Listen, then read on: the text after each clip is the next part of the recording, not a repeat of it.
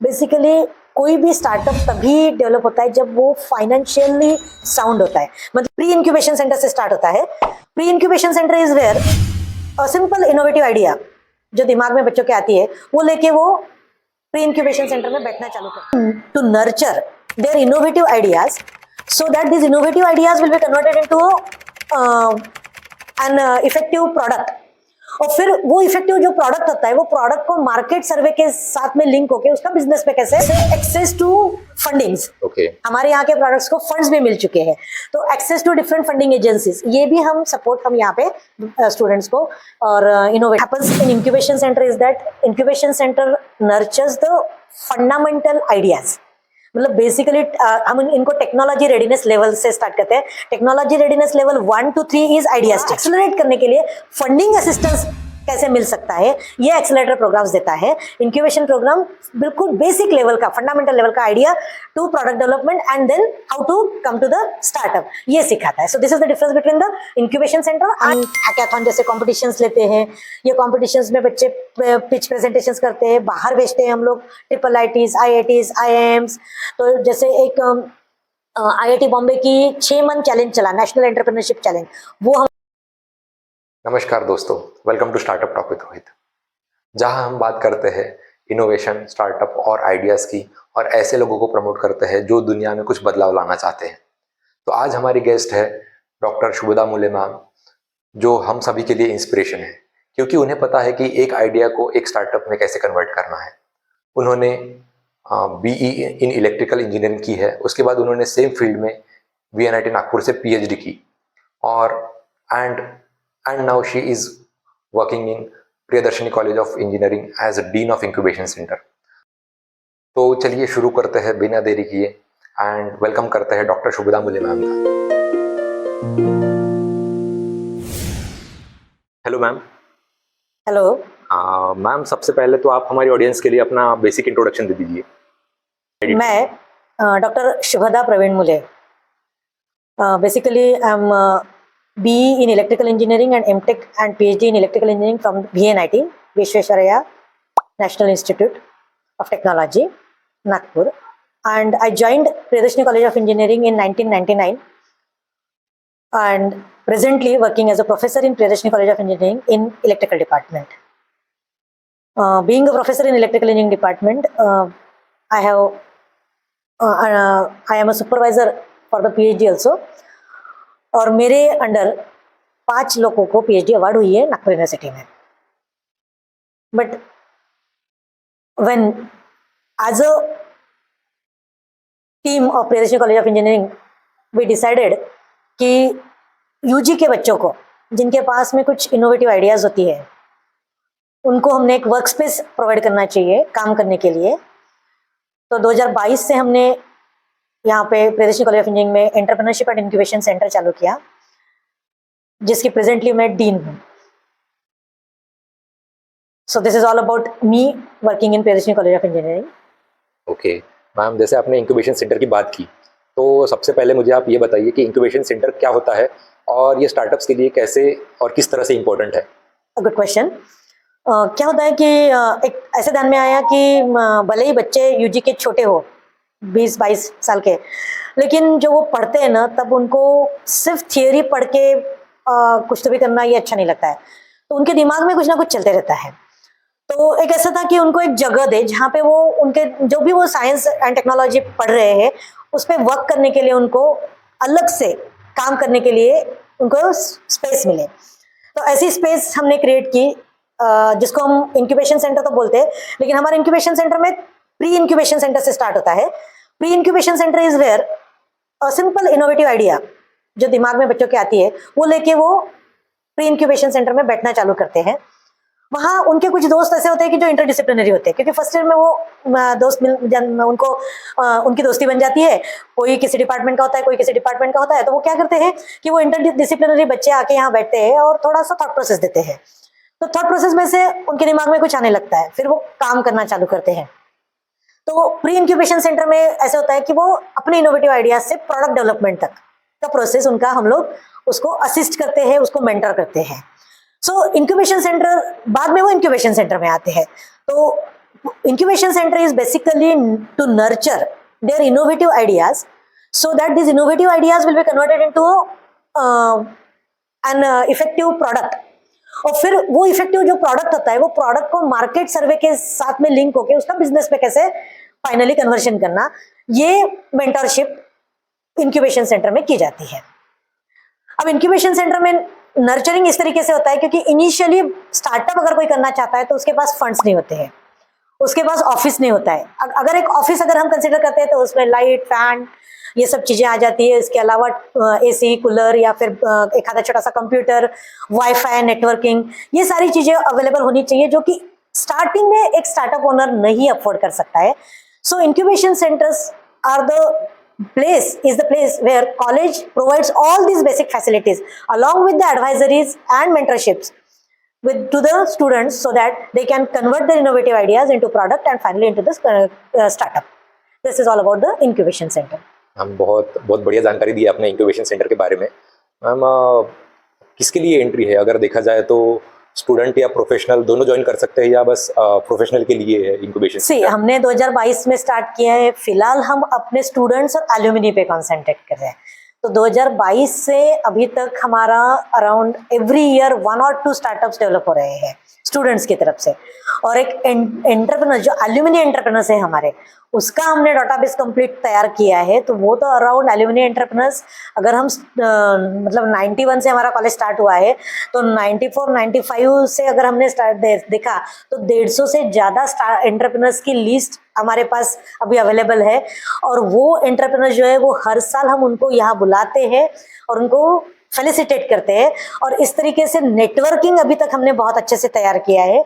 और ये एंटरप्रेन्योर्स का networking helps these newcomers, these newly startup जो तैयार कर रहे हैं उनको, so that नेटवर्किंग की वजह से उनको फायदा होता है और वो उनका स्टार्टअप बहुत अच्छे से तैयार कर सकते हैं. आगे में जैसे जैसे ये डेवलप हो रहा है, we are also planning that other professional entrepreneurs they can also join the incubation centres so that this complete network we can develop very well. जी. बेसिकली इंक्यूबेशन के सेंटर के बारे में तो काफ़ी लोगों को पता है, लेकिन बहुत से लोगों को एक्सेलरेटर क्या होता है उसके बारे में नहीं पता. तो आप इन दोनों के बीच में डिफरेंस बता दीजिए. हाँ, ये एक बहुत ही अच्छा क्वेश्चन है.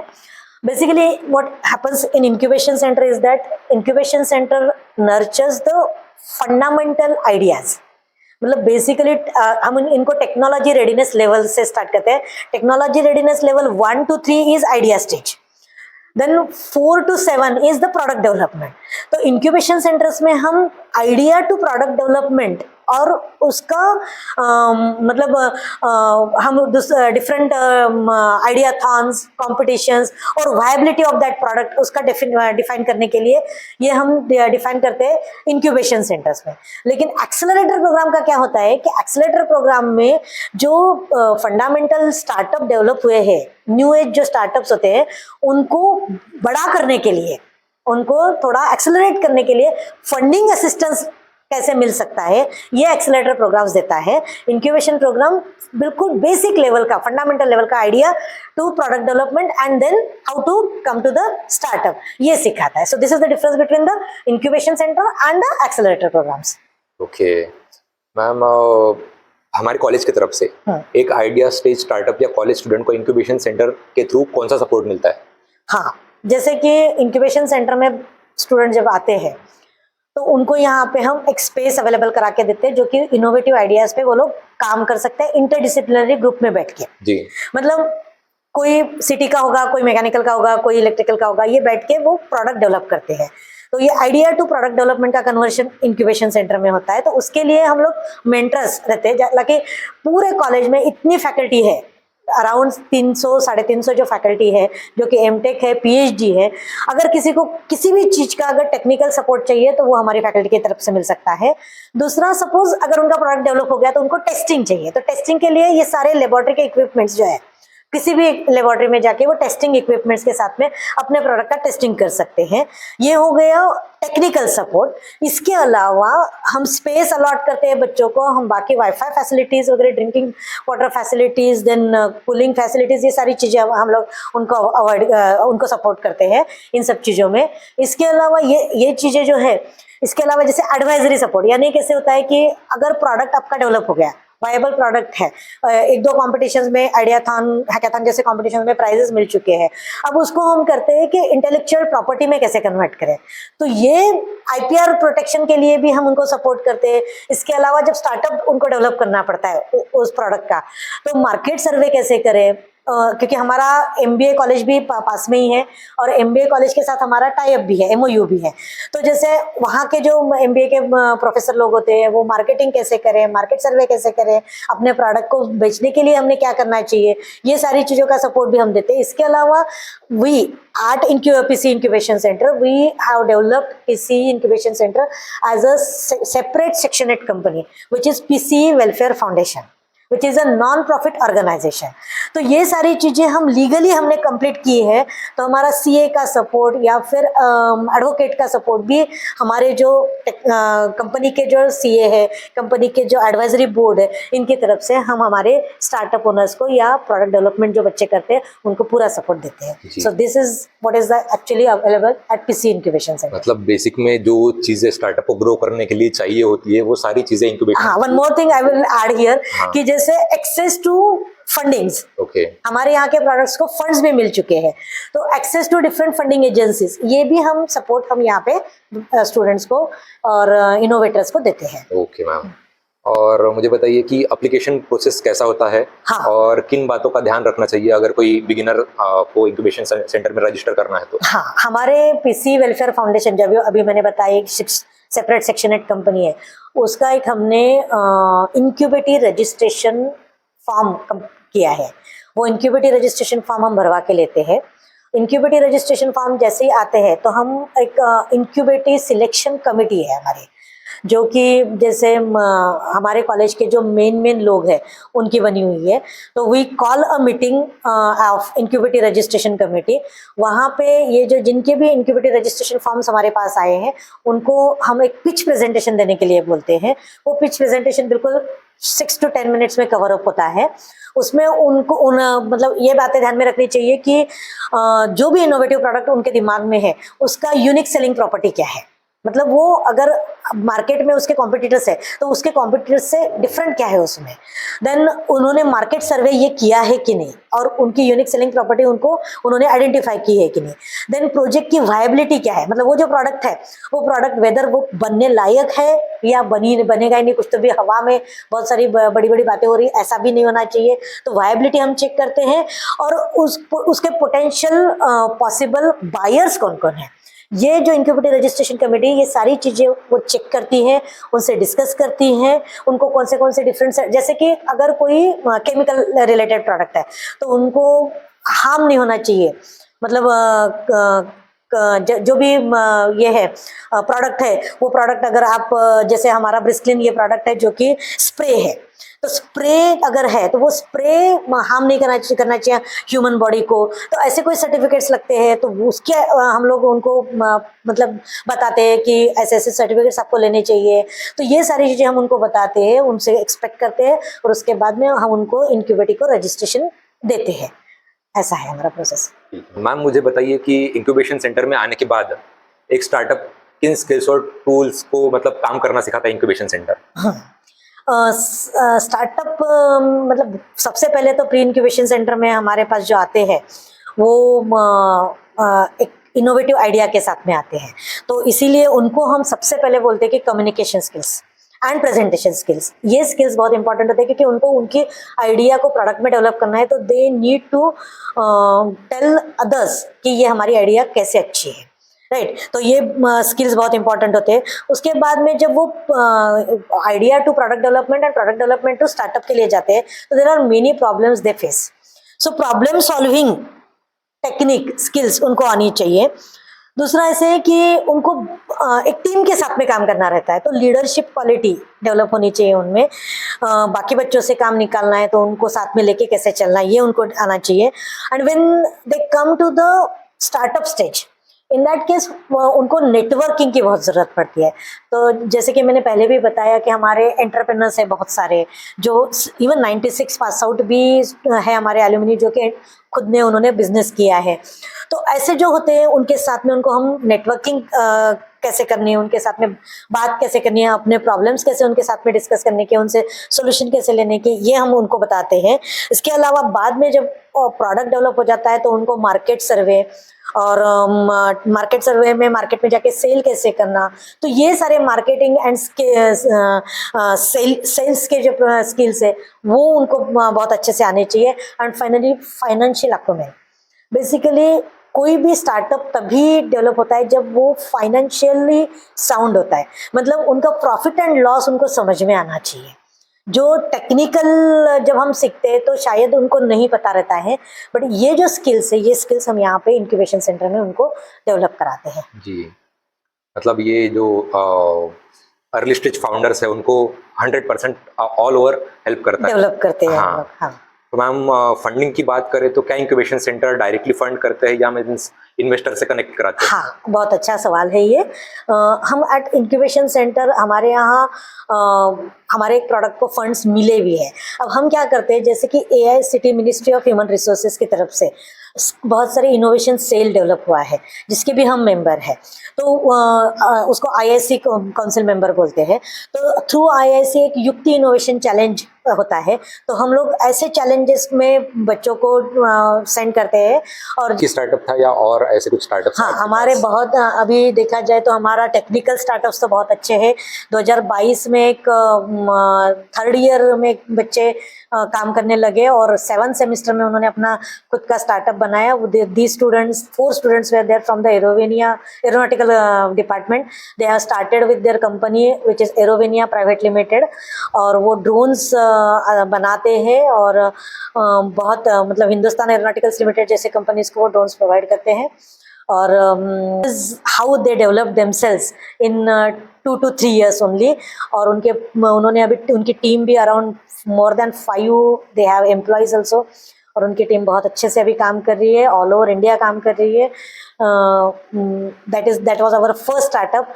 उसके अलावा जैसे मैंने आपको बताया कि हमारा शुक्ला सॉल्यूशंस जो दूसरा स्टार्टअप है that is funded by AICTE's युक्ति इनोवेशन चैलेंज, और वो दूसरा स्टार्टअप है which is a chemical startup, मतलब वो सस्टेनेबिलिटी के में काम कर रहा है। तो विदाउट एनी केमिकल्स फैब्रिक के स्टेन्स वो रिमूव करता है। तो वो आता है कि आम मतलब जैसे कॉमन मैन के काम का वो प्रोडक्ट है, तो कॉमन मैन के काम में आ जाता है, तो ऐसा एक वो प्रोडक्ट है।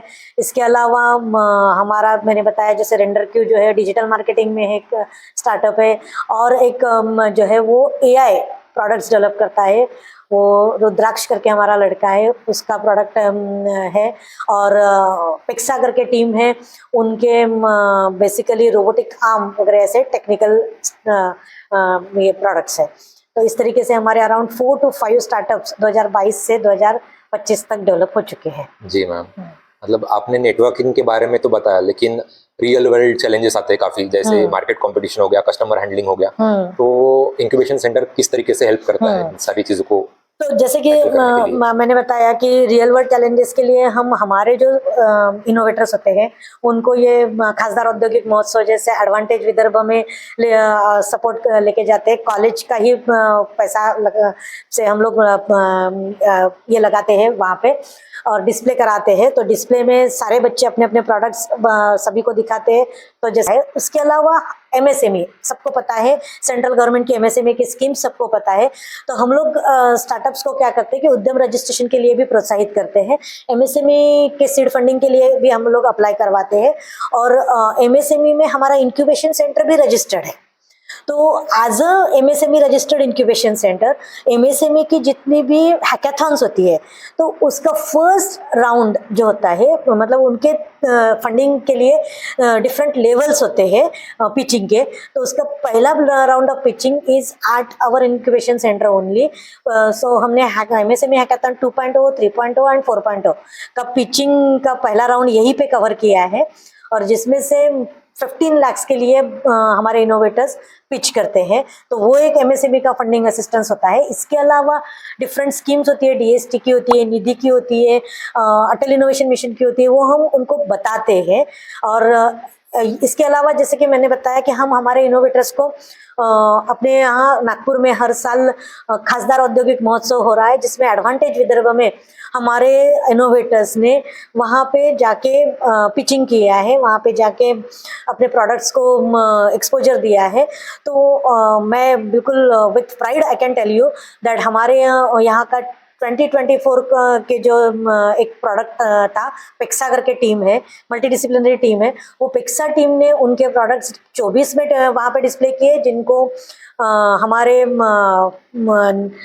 नितिन जी गडकरी सर जो है मिनिस्टर ऑफ ट्रांसपोर्ट, उन्होंने बहुत सराहा। हैकाथॉन वगैरह लेते हैं, हैकाथॉन्स लेते हैं, तो एंजल इन्वेस्टर्स जो होते हैं उनको भी हम यहाँ पे बुलाते हैं, और एंजल इन्वेस्टर के सामने भी हमारे इनोवेटर्स के प्रोडक्ट्स हम उनको दिखाते हैं, स्टार्टअप्स उनको दिखाते हैं, और फिर उनसे भी हम फंडिंग के लिए उनको सपोर्ट करते हैं। जी मैम, मतलब गवर्नमेंट में भी काफी सपोर्ट कर रही है अभी इंक्यूबेशन सेंटर्स को। हाँ बिल्कुल, ये तो बात है। हाँ मैम, और एक चीज जो बार बार मेरे दिमाग में आ रही है, मतलब जो इंक्यूबेशन सेंटर्स में जो सपोर्ट मिलता है वो केवल टेक्निकल स्टार्टअप्स को मिलता है या सोशल और सोशल बिजनेस आइडियाज जो होते हैं उनको भी मिलता है? नहीं, सोशल आइडियाज में भी मिलता है। हमारे यहाँ एक स्टार्टअप है रेंडर क्यूब मीडिया लिमिटेड करके, उनका फिल्म शॉर्ट फिल्म बनाने का स्टार्टअप है। वो है ईटीसी डिपार्टमेंट का पास आउट स्टूडेंट, बट उन्होंने फाइनल ईयर में ये स्टार्टअप को डेवलप किया है। तो ऐसे अगर सोशल कोई लेके आता है तो उनको भी हम सपोर्ट करते हैं, टेक्निकल तो करते ही है। जी मैम। बस एक बार छोटे छोटे जैसे ये हमारा ब्रिस्क्लिन जो प्रोडक्ट है, वो ब्रिस्क्लिन प्रोडक्ट तो छोटा सा प्रोडक्ट है, इतना सा, तो वो तो बहुत सारे आम पब्लिक भी लेके जाती है, तो वो उनको मिल जाता है कैसे, तो वहाँ से उनको मार्केटिंग सपोर्ट मिल जाता है। इसके अलावा हम लोग आइडियाथॉन, हैकाथॉन जैसे कॉम्पिटिशन्स लेते हैं। ये कॉम्पिटिशन्स में बच्चे पिच प्रेजेंटेशंस करते हैं, बाहर भेजते हैं हम लोग, IIITs, IITs, IIMs। तो जैसे एक IIT बॉम्बे की 6 मंथ चैलेंज चला, नेशनल एंटरप्रेन्योरशिप चैलेंज, वो हमारे बच्चों ने चलाया, उसमें हमारे बच्चों को प्राइज भी मिला है। तो वहाँ से सिलेक्ट भी हुए IIT बॉम्बे के लिए कुछ प्रोडक्ट्स हमारे, कुछ इनोवेटर्स, तो IIT बॉम्बे जाके IIT खड़गपुर जाके आए। तो ये इस तरीके से डिफरेंट IITs, IIMs में हम लोग अपने बच्चों को भेजते हैं। इसके अलावा हमारा जैसे मैंने बताया कि MBA का कॉलेज यहीं पे है, और हमारा उनके साथ में MOU भी है। तो जैसे मार्केटिंग कैसे करनी चाहिए, सेल्स कैसे करना चाहिए, उसके लिए हम वर्कशॉप्स कराते हैं। हम MSME के लोगों को यहाँ पे बुलाते हैं, MSME के वर्कशॉप्स कराते हैं बहुत सारे, इवन IPR के वर्कशॉप्स कराते हैं। और जो apart from theory and practical, ये जो एक्सपोजर चाहिए वो पूरा एक्सपोजर हम बच्चों को देते हैं, ताकि वो रियल वर्ल्ड में उनका जब प्रोडक्ट लॉन्च करेंगे, जैसे कि एरोवेनिया ने अभी रियल वर्ल्ड में लॉन्च कर चुके हैं, वो 2022 में उन्होंने स्टार्ट की company, they passed out in 23, और उसके बाद में 24 तक उन्होंने पूरा मार्केट कैप्चर करके अभी वो पूरे ऑल ओवर, मतलब रेलवेज के भी कॉन्ट्रैक्ट्स हैं उनके पास में, जो उत्तराखंड में जो रेलवे ट्रैक्स चल रही है, तो उसका सर्विंग बाय ड्रोन्स, ऐसे भी कॉन्ट्रैक्ट्स उनके पास में आ रहे हैं। तो ये रियल वर्ल्ड के कॉन्ट्रैक्ट जो होते हैं, उसके लिए हम उनको पूरा तैयार करके देते हैं। जी। और मैम, स्टार्टिंग में जो फाउंडर्स होते हैं वो काफ़ी निगेटिविटी रहती है उनके दिमाग में ये इंक्यूबेशन सेंटर को लेके, तो उनके लिए आपकी क्या राय रहेंगी? हाँ, ये मेंटरशिप तो हम जरूर पहले सबसे पहले करते हैं। हम क्या करते हैं, स्टूडेंट्स को आइडेंटिफाई करते हैं। हमारी टीम रहती है, हमारे कोऑर्डिनेटर्स रहते हैं हर डिपार्टमेंट में, और कोऑर्डिनेटर्स और हेड्स ऑफ द डिपार्टमेंट अपने अपने डिपार्टमेंट में से ऐसे जिन विलिंगनेस वाले जो स्टूडेंट्स हैं उनको आइडेंटिफाई करके इंक्यूबेशन सेंटर में भेजते हैं। और फिर यहाँ पे मैं अलॉन्ग विथ हमारे गिरिपुंजे सर करके, मनीष गिरिपुंजे सर और टीम है हमारी टीम, हम उनको क्या करते हैं, मेंटरिंग करते हैं कि आप कैसे आगे बढ़ सकते हैं और वो बच्चों को जैसे थोड़ा सा सपोर्ट ऐसे भी देते हैं कि जैसे सपोज पूरे कॉलेज अवर्स में 2-3 घंटा इंक्यूबेशन सेंटर में वो बच्चे बैठे हैं, तो उनको एकेडमिक्स करते समय कुछ डिफिकल्टीज ना आए, क्योंकि हो सकता है कि एक आधा उनका लेक्चर मिस होता है, तो वो भी हम फैसिलिटेट कराते हैं कि नहीं उनको आगे बढ़ाओ करके, उनको अटेंडेंस में या इसमें हम यहाँ से उनको प्रोवाइड करते हैं HODs को। तो इस तरीके से हम मेंटरिंग करके उनको पहले सेकेंड ईयर, हमारे पास कुछ ऐसे बच्चे, कुछ ऐसे प्रोडक्ट्स हैं जो सेकेंड ईयर में डेवलप किए। जैसे कि मैं बताना चाहूँगी ज़रूर, एक लड़का है जिन्होंने क्या बोल सकते हैं कि मेडिसिन डिपार्टमेंट में एक ऐप बनाया है कि पूरी मेडिकल फैसिलिटीज और जेनरिक मेडिसिन वो ऐप के थ्रू ही कोई भी बुला सकता है। तो वो एक लड़का जो है वो कंप्यूटर ओरिएंटेड मतलब कर रहा है काम में कर रहा है। हाँ और एक लड़का है जो जिसने IIM और IIIT में बहुत प्राइजेस लिए हैं। उसने कैसे वो बायोटेक का है, तो उसने जुबेद करके लड़का है वो, तो उसने ग्लू बनाया है और वो ग्लू नेचुरल फ्लावर से बनाया है। तो केमिकल फ्री ग्लू है वो। तो ऐसे सारे जो प्रोडक्ट्स होते हैं उनको हम इस तरीके से उनको एक्सपोजर देके पूरा मार्केट में लाके फिर उनको हम सपोर्ट करते हैं। तो होता है कि यहाँ आने के बाद में बच्चे ऐसे डीमोटिवेट हुए, ऐसा नहीं है। ओनली थिंग इज दैट कि हार्डवर्क लगता है जो, तो वो हम समझाते हैं कि हार्डवर्क थोड़ा सा है ये, क्योंकि this is not this is what you are creating your my way, it is not a highway. तो जैसे कि हर कोई बंदा मार्क्स लेता है और फिर इंटरव्यू देता है और सिलेक्ट होता है, तो जॉब करता है, तो ये एक जनरल वे हो जाता है। लेकिन this is your my own way, आप अपनी अपनी खुद की राह चूज कर रहे हैं, तो थोड़ा सा होता है, हर्डल्स होते हैं, थोड़ा सा लोगों को समझाना मुश्किल होता है। इसलिए कम्युनिकेशन स्किल्स और प्रेजेंटेशन स्किल्स अगर अच्छे रहे तो वो जरूर समझा सकते हैं। हाँ, हमारे यहाँ कैसे होता है कि हमारे यहाँ बहुत सारे कमिटीज आते रहते हैं। तो जैसे NBA हो, NAC हो, ग्रेडेशंस हो, we are NAC A+ grade, तो हमारे मैक्सिमम डिपार्टमेंट्स NBA एक्रेडिटेड है। तो कमिटीज के सामने वगैरह उनको प्रेजेंट करा दे बोलते हैं, तो नेचुरली उनका communication skills, presentation skills improve हो जाते हैं। तो वो वही प्रोडक्ट जब वो हम सेल करने के हिसाब से, मार्केट करने के हिसाब से जब हम लोगों के सामने बताते हैं तो उनकी प्रैक्टिस हो जाती है, वो तैयार हो जाते हैं। तो इस तरीके से हम उनको मेंटर करते हैं तो वो आगे बढ़ते हैं। तो मतलब कोई प्रॉब्लम अभी तक हमें तो नहीं आ रही है। हाँ, नेचुरली ये सोचने, अब ऑल ओवर अगर वर्ल्ड देखा जाए तो एंटरप्रेन्योर्स कम ही होते हैं, और ऑल ओवर वर्ल्ड सक्सेसफुल होने वाले भी 90 to 95% ही होते हैं। मतलब सॉरी 90 to 95% तो फेलियर ही होते हैं। 1% भी नहीं है चांस की सक्सेसफुल एंटरप्रेन्योर्स का। लेकिन फिर भी हम बोल रहे हैं कि हमारे यहाँ हर साल minimum 1 to 2 successful entrepreneurs, startup owners यहाँ पे जनरेट हो रहे हैं। ओके मैम, मैम मुझे बताइए आपके हिसाब से आने वाले 5 सालों में इंक्यूबेशन इकोसिस्टम को मतलब क्या रोल रहेगा भारत में स्टार्टअप इकोसिस्टम में? GDP, इंडिया की GDP ग्रोथ के लिए स्टार्टअप सबसे इम्पोर्टेंट होते हैं। और अभी नए सरकार में पिछले 10 साल में इन सब चीज़ों पे बहुत अच्छा फोकस किया है। तो वो स्टार्टअप ओनर्स को बहुत अच्छा सपोर्ट कर रहे हैं, गवर्नमेंट के फंडिंग्स भी बहुत अच्छे मिल रहे हैं। तो कैसे है कि ऑल ओवर इंडिया ही अभी startup from the government support की वजह से बहुत अच्छे हो रहे हैं। इसके अलावा दूसरा ऐसे हो रहा है कि अगर अब हम देख ही रहे हैं, क्योंकि ऑल ओवर वर्ल्ड में देखा जाए तो स्टेबल इकोनॉमी सिर्फ और सिर्फ इंडिया की है, बाकी पूरा अनस्टेबल इकोनॉमी है। तो इसलिए मल्टीनेशनल कंपनीज भी जो है उनकी तरफ से भी वही हो रहा है कि लोगों को निकालना, यही एक सब सारी चीज फायरिंग भी हो रहा है। इसके अलावा अभी ट्रम्प ने जो किया है टैरिफ बढ़ा के, तो वो और भी प्रॉब्लम में मतलब टैरिफ रेस जो चल रही है इसमें और भी प्रॉब्लम्स होने लगे। तो इसमें क्या है ना, हम लकी है कि वी आर इंडियंस, हम आत्मनिर्भर भारत में रह रहे हैं और हमारा गवर्नमेंट आत्मनिर्भर भारत को सपोर्ट कर रहा है। तो इसकी वजह से सबसे स्टेबल इकोनॉमी में हम होने की वजह से क्या हो रहा है कि हमारे स्टार्टअप्स को एक अच्छा सपोर्ट मिल रहा है। तो नेचुरली ये जो स्टार्टअप इकोसिस्टम इंडिया में डेवलप हो रही है, इसमें ये स्टार्टअप्स अगर मतलब 20-22 साल का लड़का अगर पढ़ते पढ़ते ही कर रहा है, तो उसका जैसे अगर मैं एरोवेनिया का ही एग्जांपल अगर लूंगी, तो उनका 3rd ईयर में ही उन्होंने बहुत सारा होमवर्क कर लिया था। 7th सेमेस्टर में उन्होंने अपना स्टार्टअप डेवलप भी कर लिया, और 7th और 8th में कॉलेज में रहते रहते उनको ऑर्डर्स मिलने लगे थे। तो कैसे होता है कि पास होने के बाद में फिर ढूंढो क्या करना है, इसके पहले ही अगर हम उनको कॉलेज में पूरा इकोसिस्टम डेवलप करके दे रहे हैं, तो naturally this pre incubation centre and startup entrepreneurship ecosystem जो है वो बच्चों को अर्ली स्टेज में बहुत सपोर्ट कर रही है।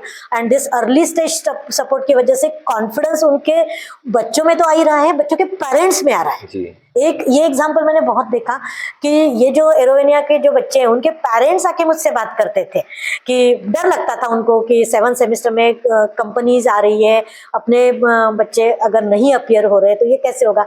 जब उनको 3rd ईयर फाइनल ईयर में उनको पता चला कि नहीं, हमारे बच्चों को ऑर्डर्स भी मिल रहे हैं, वो कमा भी रहे हैं, तो क्या हो गया कि भले वो पैसा घर में भले ही नहीं जा रहा होगा, लेकिन कंपनी में वो लगा रहे होंगे ताकि उनकी कंपनी डेवलप हो। जी। फिर भी पेरेंट्स को कॉन्फिडेंस आ गया कि नहीं, they can earn through this startup also. बिल्कुल। तो ये जो कॉन्फिडेंस डेवलप होते जाता है, तो ये कॉन्फिडेंस अर्ली स्टेज में डेवलप होने की वजह से बहुत प्रेशर रिलीज हो जाता है, और ये प्री इंक्यूबेशन सेंटर के जो इकोसिस्टम है वो बहुत अच्छे से इन ऑल ओवर इंडिया की जो स्टार्टअप इकोसिस्टम है उनको डेवलप करने में बहुत सपोर्ट करे।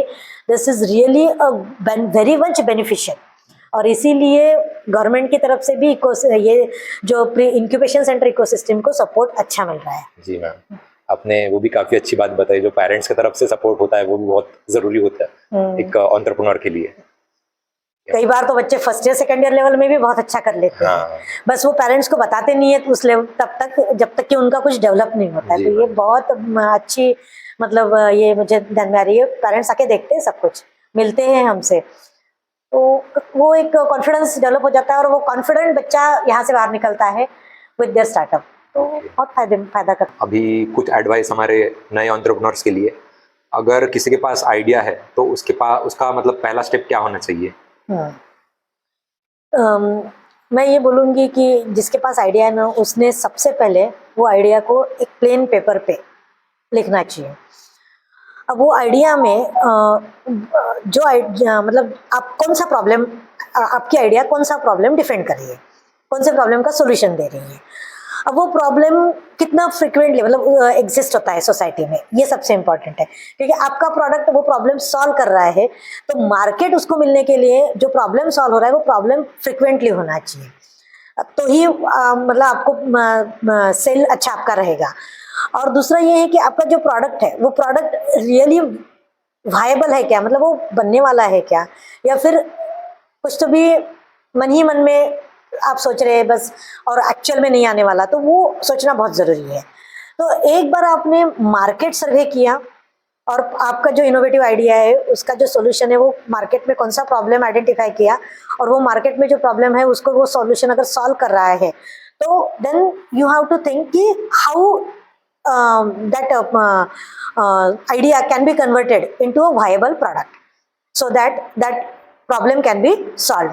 तो दो ही चीजें देखनी चाहिए, मार्केट सर्वे और वायबिलिटी ऑफ द प्रोडक्ट। और जब अब मार्केट में आप सर्वे कर रहे हैं तो मार्केट में कंपटीशन आपको दिख रही है, तो what is that unique selling property which will say that your product is the best over all other products which are available in the market. तो बस इतनी दो तीन चीजें अगर हमने सोची ना, तो बाकी सब हो सकता है। जी। और मैम माइंडसेट कैसा रखना चाहिए किसी फाउंडर को? माइंडसेट में अगर देखा जाएगा तो माइंडसेट में एक चीज तो सबने, जो न्यू अपकमिंग इनोवेटर्स सोच रहे हैं ना, उनको ये सोचना चाहिए कि हार्डवर्क पेज। सो हार्डवर्क तो है ही, इसके अलावा कोई दूसरा ऐसे है कि whenever we are thinking over our idea, तो नेचुरली साथ में जो बाकी के लोग आने वाले हैं उनको हमें वो आइडिया समझानी है, तो नेचुरली वो प्रेजेंटेशन और कम्युनिकेशन बहुत अच्छा होना चाहिए। ये माइंडसेट के साथ में कि हम चार लोगों को अपना जो है आइडिया जो है वो वायबल है और इफेक्टिव है, ये समझा सकना चाहिए। ये उन्होंने माइंडसेट में रखना चाहिए। दूसरा सबसे इंपॉर्टेंट माइंडसेट ये होता है कि नेटवर्किंग, मतलब सबके साथ में कैसे जुड़ जाए और सबका साथ लेते हुए हम आगे कैसे बढ़े, ये बहुत इंपॉर्टेंट माइंडसेट के साथ में हमें आगे बढ़ना चाहिए। और financial acumen, what is the requirement of our startup and what we have with us. हाँ, ये मतलब अगर सोच के आगे बढ़ना पड़ेगा कि हमारे पास में क्या है और हम कितना आगे कितने सोच सकते हैं जी। ये अगर पॉजिटिव एटीट्यूड के साथ में सोचा ना, तो एवरीथिंग इज पॉसिबल जी मैम। पॉजिटिव एटीट्यूड जिसका है ना, दिमाग में एक बार आया ना, once you have a thought in your mind, it can be developed in any ways, but वो दिमाग में रखना, बोलते हैं ना कि नींद उड़ जाती है, तो नींद उड़ जाना ये नहीं, हमेशा दिन रात वही आइडिया वही प्रोडक्ट हमारे दिन रात हमारे दिमाग में घूमते रहता है कि उसको कैसे डेवलप करना है। ऐसे नहीं कि कुछ तो भी नींद उड़ गई यानी कुछ तो भी फालतू में टाइम पास कर रहे हैं, ऐसा नहीं होना चाहिए। वो बहुत ज़रूरी होता है कि हम अपना आइडिया और अपने प्रोडक्ट पे फोकस्ड रहे। तो ये एक बहुत ज़रूरी बात होती है कि फोकस्ड रहे, ये बहुत ज़रूरी होता जी है। मैम, हमारे एस्पायरिंग फाउंडर्स ज़रूर इन बातों को अपने दिमाग में रखेंगे और उस आइडिया के साथ आगे बढ़ेंगे। और मैम एक आपकी तरफ से जाते-जाते कुछ फाइनल एडवाइस हमारे अपब्रिंगिंग एंटरप्रेन्योर्स के लिए? हाँ, मैं तो यही बोलूँगी कि जो अपब्रिंगिंग एंटरप्रेन्योर्स है, they are the best because they are thinking differently. Exactly, All successful persons, they do not do anything different, but they only do the same thing in a different way. Different way, yes, So success is the only thing that is where you think differently. आप अगर differently सोच रहे हैं तो बाकी सारी चीजें साथ में आने वाली है। Only thing is that you have to work hard, और जब आप खुद प्रूव करना पड़ता है, proof of concept is always required, but prove करते समय अपना अपना फोकस, अपना डेडिकेशन, अपना परसेवरेंस अगर और अपना हार्डवर्क अगर आपके साथ में है तो everything is possible, nothing is impossible in this world, because impossible is means that I am possible, I am possible. So that is impossible. So I am possible means whatever you think is possible. जी ma'am, ma'am so thank you so much for your time.